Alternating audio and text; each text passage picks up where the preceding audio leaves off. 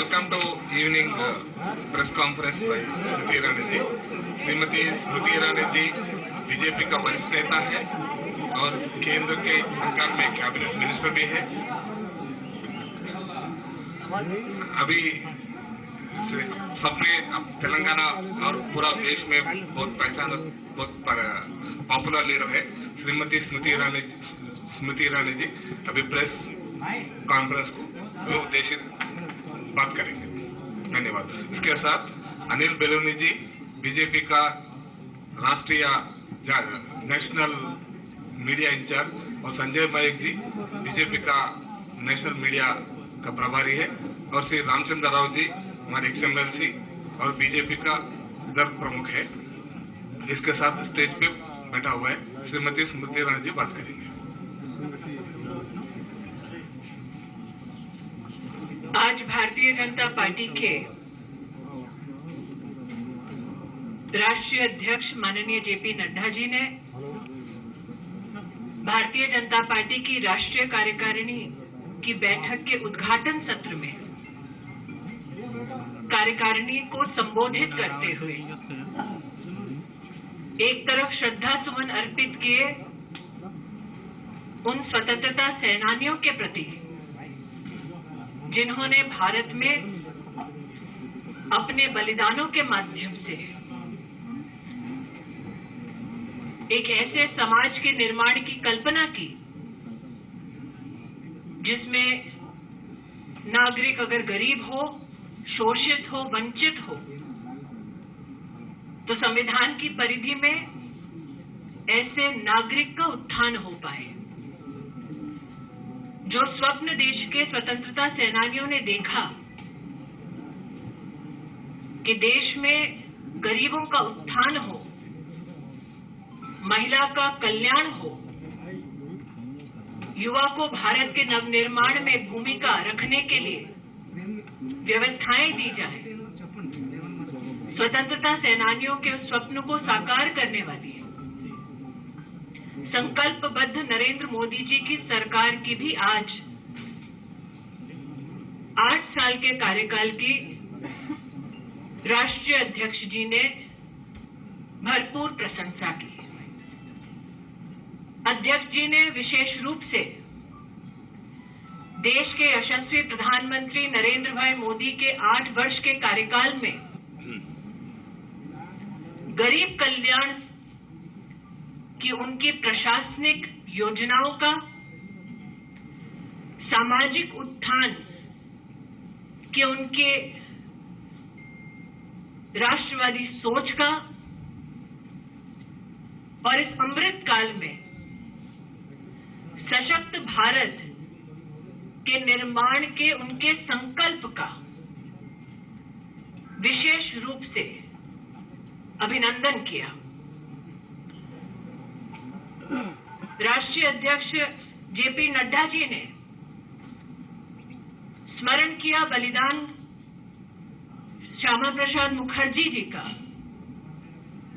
जिनके जीवन का एक ही मंत्र था कि भारत में 2 निशान 2 विधान नहीं चलेंगे। और भारतीय जनता पार्टी के कार्यकर्ताओं का ये गौरव है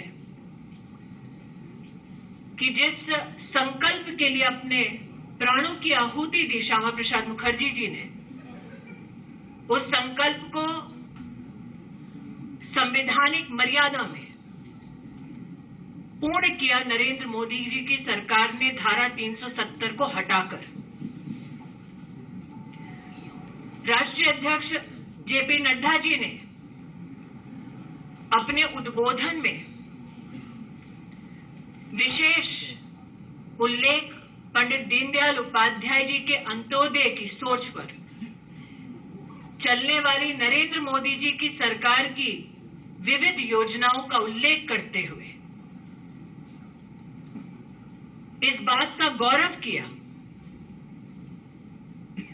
कि अंतिम पंक्ति में उपस्थित अंतिम व्यक्ति तक सरकार की योजनाओं को पहुंचाने का नरेंद्र भाई का संकल्प भाजपा के सभी कार्यकर्ताओं का न सिर्फ गौरव है बल्कि प्रेरणा भी। इन 8 वर्षों के कार्यकाल में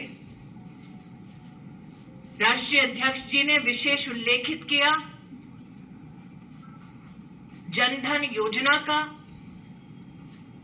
जिसके अंतर्गत 45 करोड़ से भी ज्यादा हिंदुस्तानियों को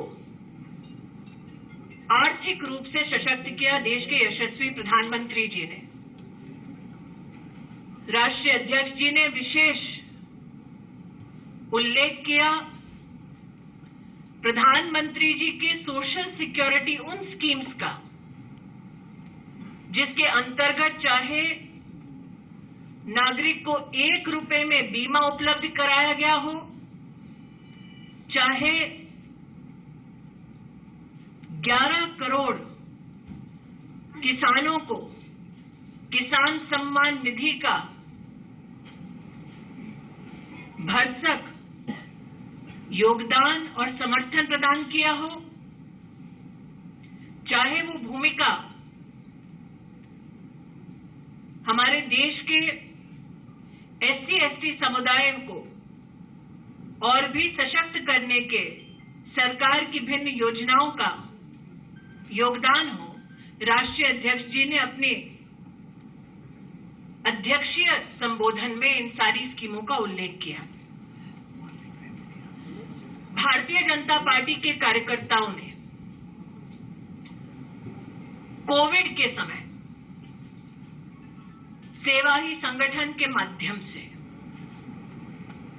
हर बूथ पर, हर ब्लॉक में, हर प्रदेश में महामारी के वक्त अपने जान की चिंता ना करते हुए भी जो सेवा के कार्य किए, उसके लिए कार्यकर्ताओं का अभिनंदन किया, अभिवादन किया। इस बात का विशेष उल्लेख राष्ट्रीय अध्यक्ष जी ने प्रधानमंत्री जी की उपस्थिति में कार्यकर्ताओं की ओर से किया कि भारत एकमात्र वो देश है जहां 25 महीने 80 करोड़ नागरिकों को मुफ्त का राशन भारत सरकार के सौजन्य से पहुंचाया जा रहा है,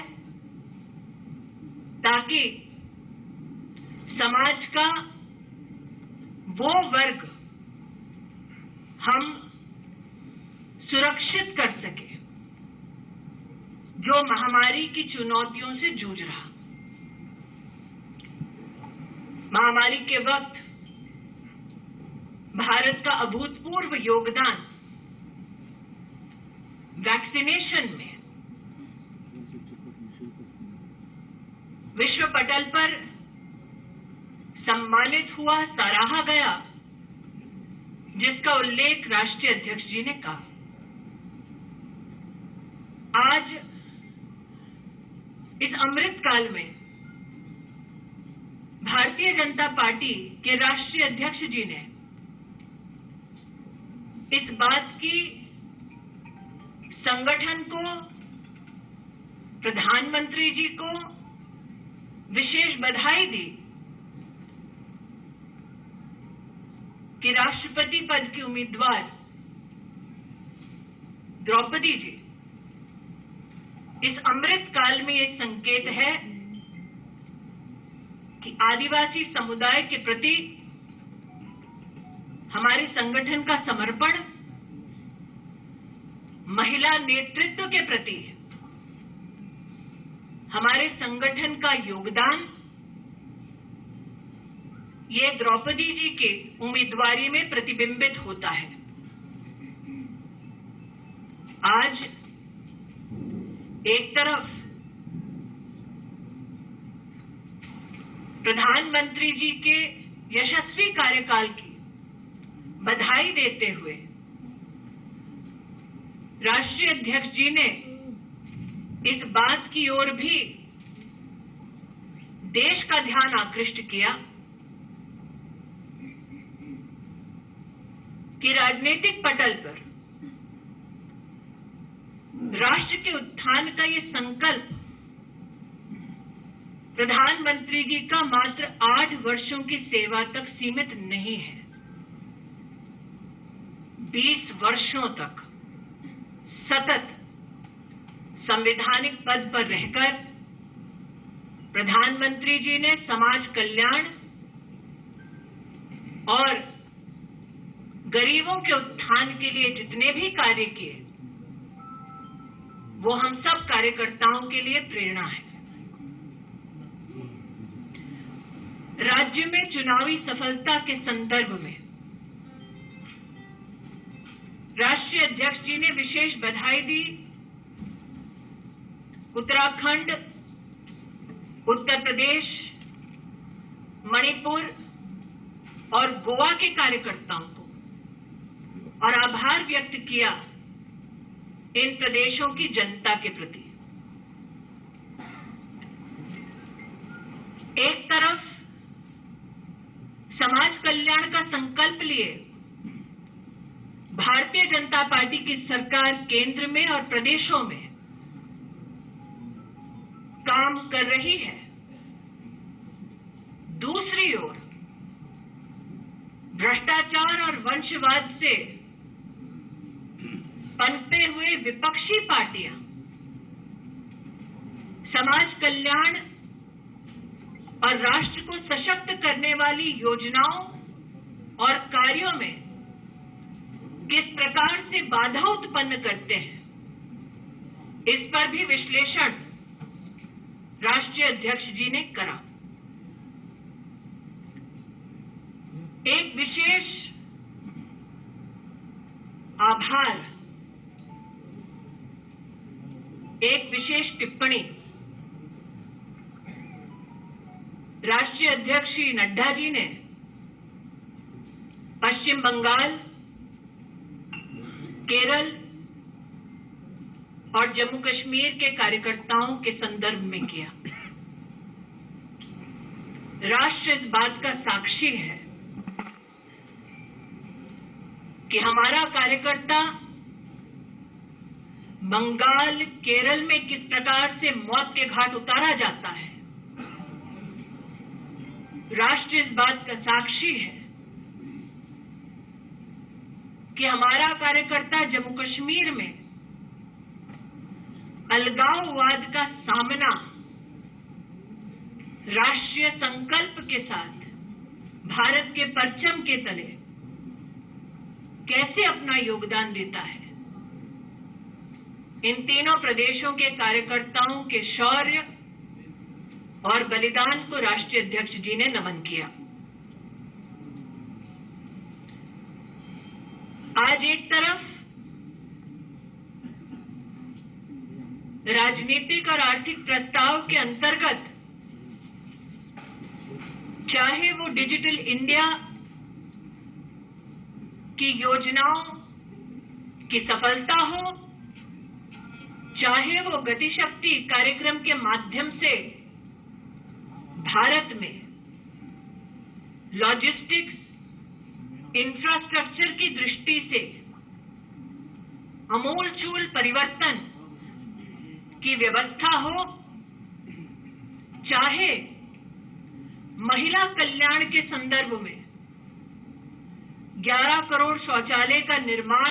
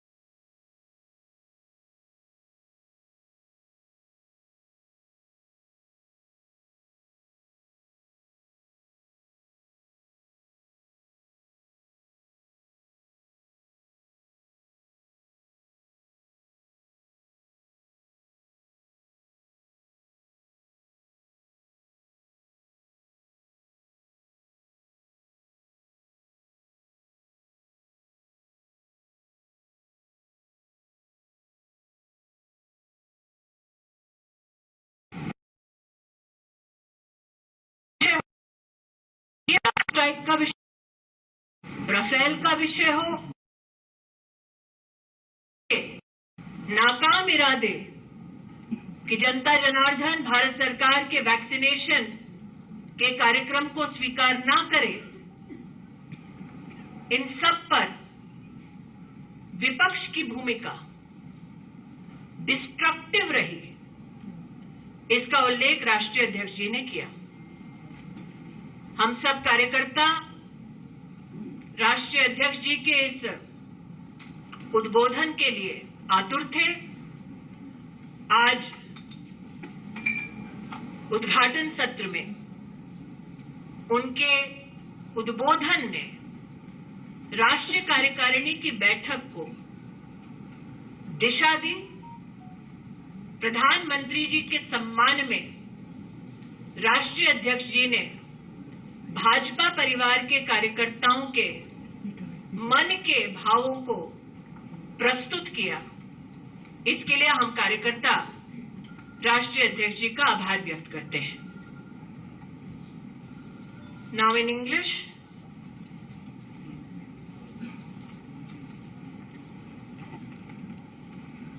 today the national president of the Bharatiya Janata Party, Shri J.P. Nadda, in his inaugural speech during the national executive of the Bharatiya Janata Party,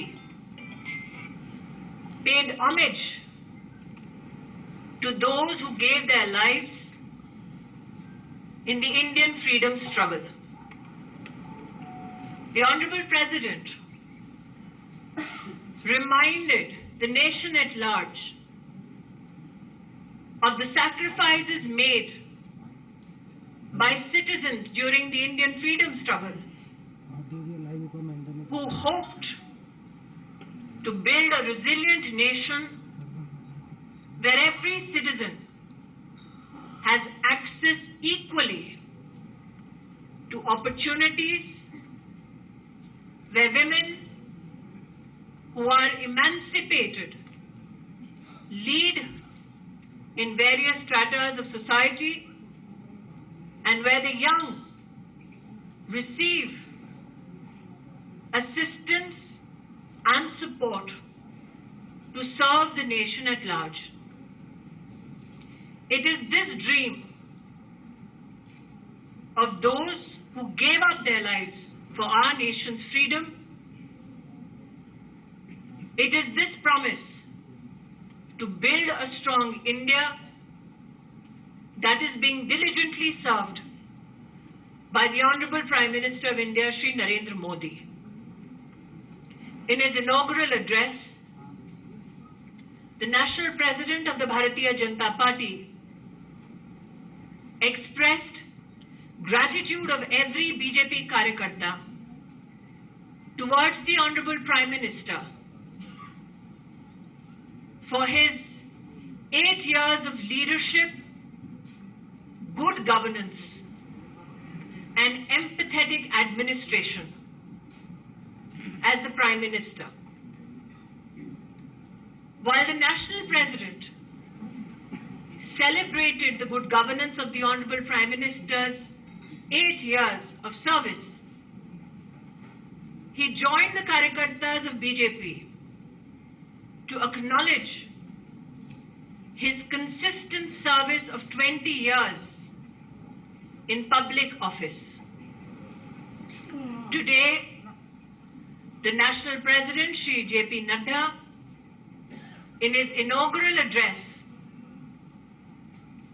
highlighted the sacrifices of Shyama Prasad Mukherjee, who gave his life so that we as a nation could stand under one flag, united by one constitution. The National President, Shri Nadda, gave thanks to the Honorable Prime Minister and the Honorable Home Minister for their stand historical in the Indian Parliament on Article 370. On the other hand, it is my party's pride that Deen Dayal Upadhyay ji spoke of emancipation of the poor, spoke of justice for all, spoke of equal opportunities to every citizen.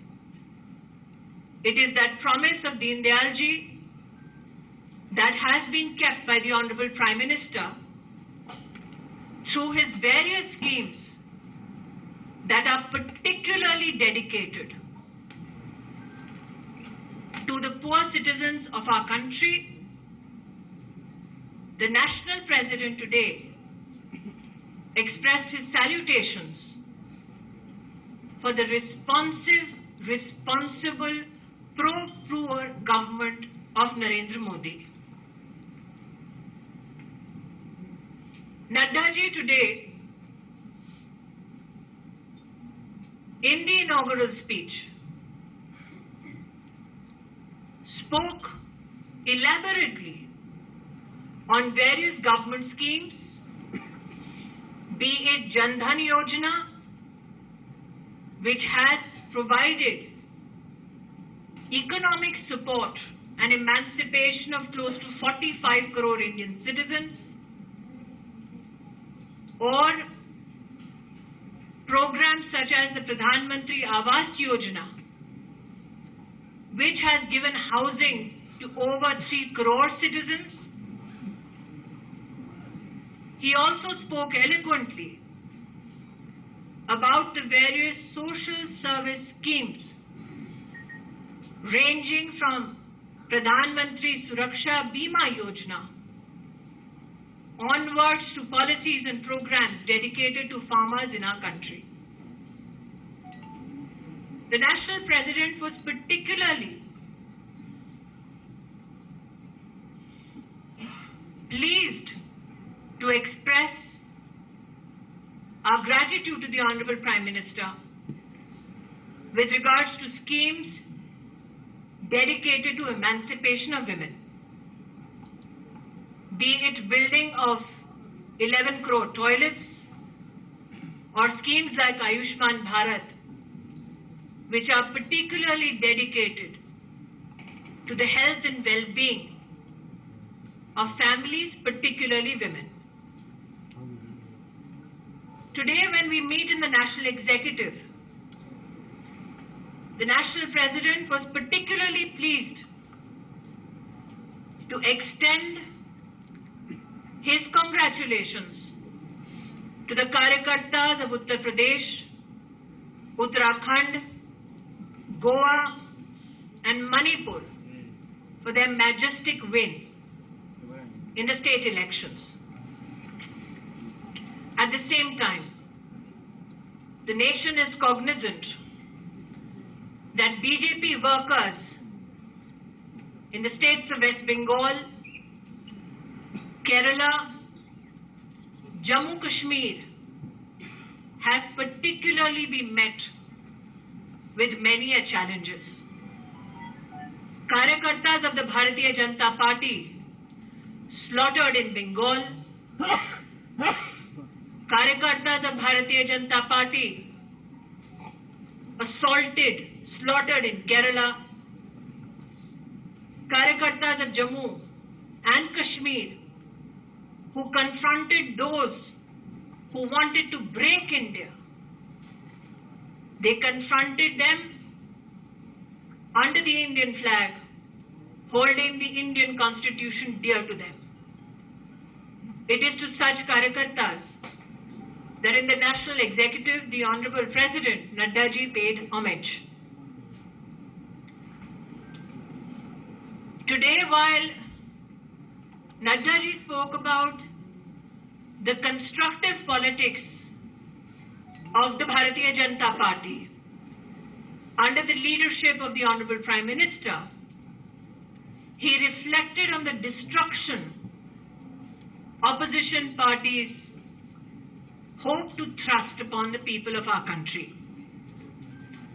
That the opposition, mostly family-oriented, that the opposition that emanates from many corrupt practices has time and again tried to ensure that policies and programs of the Government of India that are dedicated to building a resilient, resurgent India are met with destruction and disruption, is an angst that was expressed by the Honorable President, Shri J.P. Nadda. Today, on behalf of the Bharatiya Janata Party as Karyakartas, we give thanks to our National President, who has, in his inaugural speech, set the tone for the National Executive.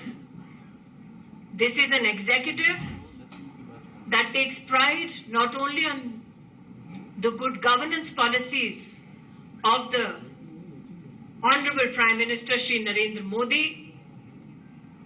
This also is an organization of 170 million workers that humbly dedicates itself to the service of the people of India under the leadership of the National President Shri J.P. Nadda. Today's press conference, my friends, has been called particularly on the inaugural speech of the Honorable President. If there are any questions with regards to the President's speech, I am more than happy to take such questions.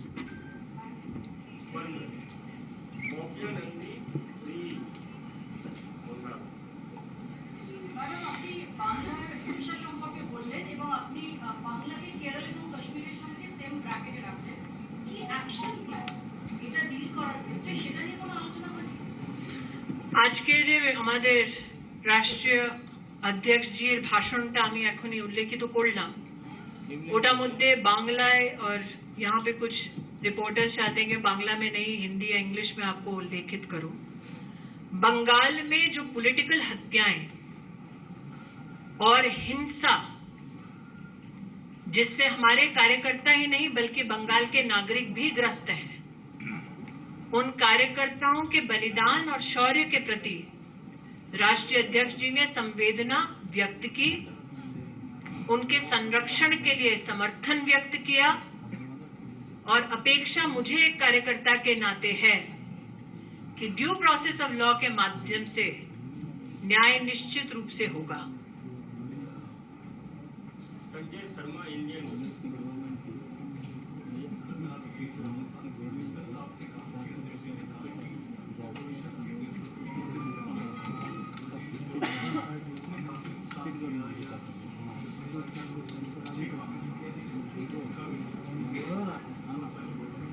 मैं इतना ही कहना चाहूंगी चाहे वो धारा 370 हो चाहे वो जनधन योजना की प्रस्तुति हो भारत के राजनीतिक पटल पर चाहे वो वैक्सीनेशन का ही क्यों ना कार्यक्रम जिसके अंतर्गत सरकार की मंशा की महामारी के इस आलम में हमारे नागरिकों का स्वास्थ्य की दृष्टि से संरक्षण हो उस पर भी संदेह उत्पन्न करके बार बार विपक्षी पार्टियों ने गतिरोध प्रस्तुत किया ये हिंदुस्तान का बच्चा बच्चा जानता है।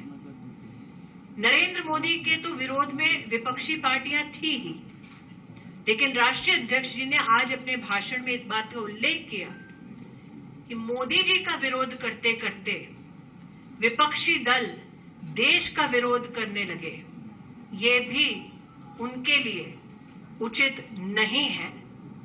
राष्ट्र की कुछ ऐसी दरकार है जिन पर विपक्षी पार्टियों को राष्ट्रहित में सोचने की जरूरत है लेकिन ये दुर्भाग्य है कि विपक्षी पार्टियां अपने राष्ट्रीय दायित्व से अपरिचित हैं।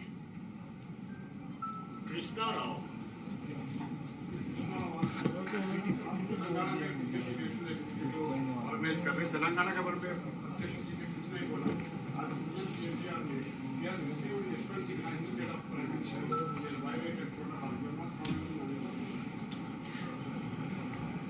As somebody who has the privilege of serving under the leadership of the Honorable Prime Minister, the Prime Minister from his first day in office has given a clarion call for cooperative federalism. The Prime Minister, in his 8 years of service, has met leaders from various political parties and deferred to them with respect, as is constitutionally desired, as is validated by Maryada. That KCRG has not only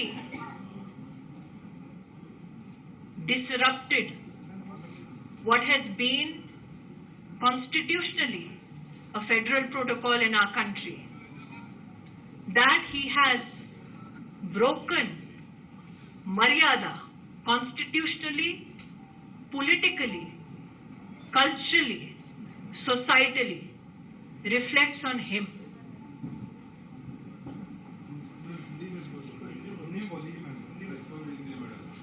प्रधानमंत्री जी ने जब 8 साल पहले प्रधान सेवक के दायित्व को स्वीकार किया, तब से लेकर अब तक किसी भी पार्टी के नेता क्यों ना हो, प्रधानमंत्री जी स्वयं बड़े आदर सम्मान के साथ उनसे मुखातिब होते हैं, उनसे मिलते हैं। आज यहां पर जिस दुर्भाग्यपूर्ण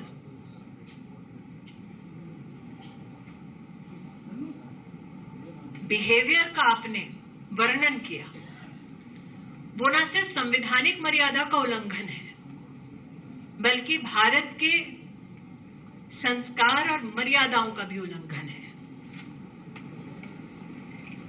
केसीआर जी ने व्यक्ति का अपमान नहीं किया, संस्था का अपमान किया है। नीरज पांडे, एबीपी।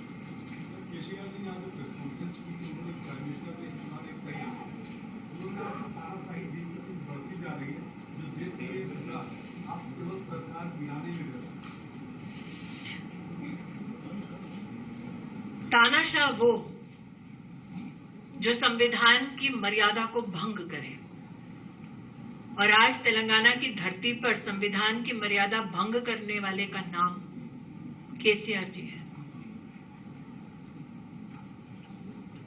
विकास हिंदू मिलाप।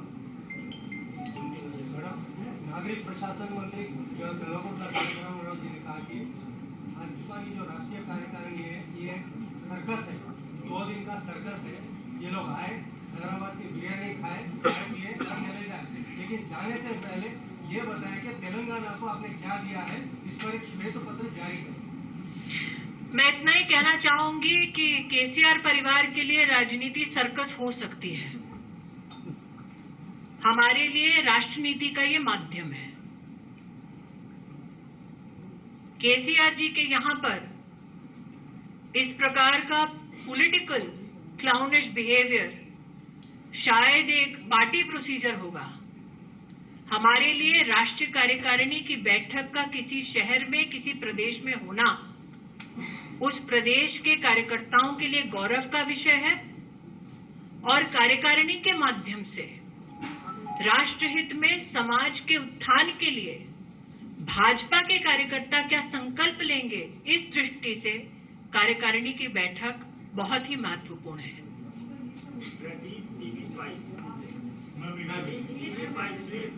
You will have to pose that question to me. TCR's apparent remarks about the BJP.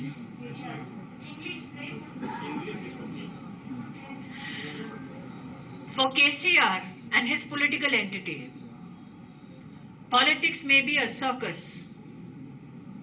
People in his party may be affiliated to clownish political behavior, and he may not take politics with the seriousness that it deserves. But for the Karyakartas of the Bharatiya Janata Party, politics is a medium for social emancipation and nation building. For every Karyakarta of the Bharatiya Janata Party to host or to participate in the national executive is a matter of great pride, for it is in such a national meeting that we not only pay homage to the contribution of our citizens, we also take oath to serve our country better. My question is an extension. KTR said what Telangana does today, India follows tomorrow. Modi is almost following every program of it. What Telangana is doing today is dynastic politics. India will never follow it. He said develop huge development activities from Telangana.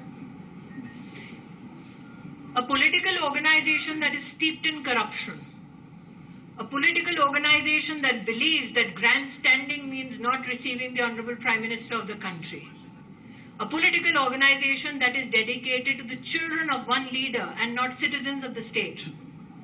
This is not a model that India will ever accept. Ratna जी सियासत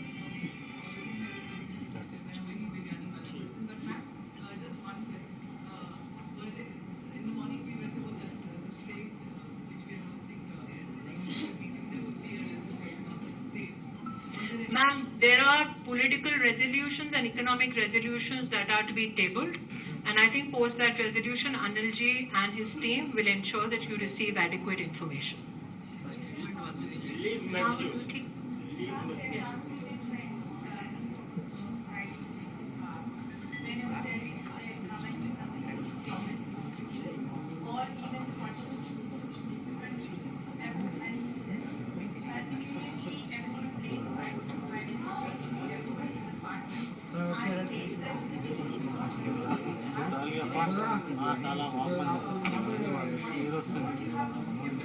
The destructive politics of the opposition that was enunciated today by the national president also reflected in it the pride of every BJP worker that irrespective of the propaganda based on nothing but misinformation with the intent to create disruption, irrespective of these shenanigans undertaken by the opposition, the people of India have vehemently voted Narendra Modi back as Prime Minister, which is evidence enough that the people of this country believe in him. The people of this country, under his leadership, are looking at building a stronger nation. बड़े सौभाग्य की बात है कि हम पुनः मिलने वाले हैं आज ही, इसलिए अभी हम विदा लेते हैं। बहुत बहुत धन्यवाद। Thank you.